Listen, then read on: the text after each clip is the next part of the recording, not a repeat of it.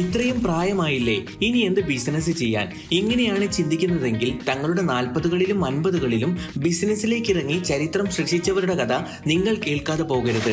Number 1, ray croak. McDonald's തുടങ്ങുന്നതിന് മുമ്പ് യാത്ര ചെയ്യുന്ന ഒരു സെയിൽസ്മാൻ ആയിരുന്നു റേ ക്രോക്ക്, അതും പതിറ്റാണ്ടുകളോളം. തന്റെ 52ാം വയസ്സിൽ മെക്ഡൊണാൾഡ് സഹോദരന്മാരെ കണ്ടുമുട്ടിയ ക്രോക്ക് അവരുടെ ചെറിയ റെസ്റ്റോറന്റിന്റെ ഫ്രാഞ്ചൈസി റെയ്ഡ്സ് വാങ്ങി. എന്നാൽ പിന്നീട് അദ്ദേഹം മെക്ഡൊണാൾഡ്സിനെ ലോകത്തിലെ ഏറ്റവും വലിയ ഫാസ്റ്റ് ഫുഡ് ഫ്രാഞ്ചൈസ് ആക്കി മാറ്റുന്ന കാഴ്ചയാണ് ലോകം കണ്ടത്. Number 2, Sam Walton. തന്റെ 44ാം വയസ്സിലാണ് സാം വാൾട്ടൺ വാൾമാർട്ട് തുടങ്ങുന്നത്.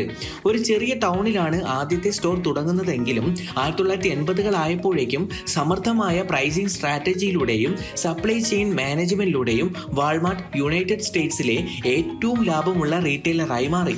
നമ്പർ 3, രാധാകിഷൻ ദമാനി. നമ്മുടെ ഇന്ത്യയിൽ നിന്ന് തന്നെയുള്ള സ്റ്റോക്ക് മാർക്കറ്റ് ഇൻവെസ്റ്ററായ രാധാകിഷൻ ദമാനി തന്റെ ലേറ്റ് 40സിലാണ് റീറ്റെയിൽ രംഗത്തേക്ക് ഇറങ്ങുന്നത്. 2002 മുംബൈയിലെ പോവയിൽ ഒരു സ്റ്റോറുമായി തുടങ്ങിയ ഡിമാർട്ട് ഇന്ന് രാജ്യത്തെമ്പാടുമായി പരന്നു കിടക്കുന്ന 415 സ്റ്റോറുകളുണ്ട്. 40കളിലും 50കളിലും കച്ചവടത്തിലേക്ക് ഇറങ്ങി വിജയം കൊയ്ത മറ്റേതെങ്കിലും ബിസിനസ്സുകാരനെ നിങ്ങൾക്കറിയുമോ? എങ്കിൽ താഴെ ഒന്ന് കമന്റ് ചെയ്യൂ.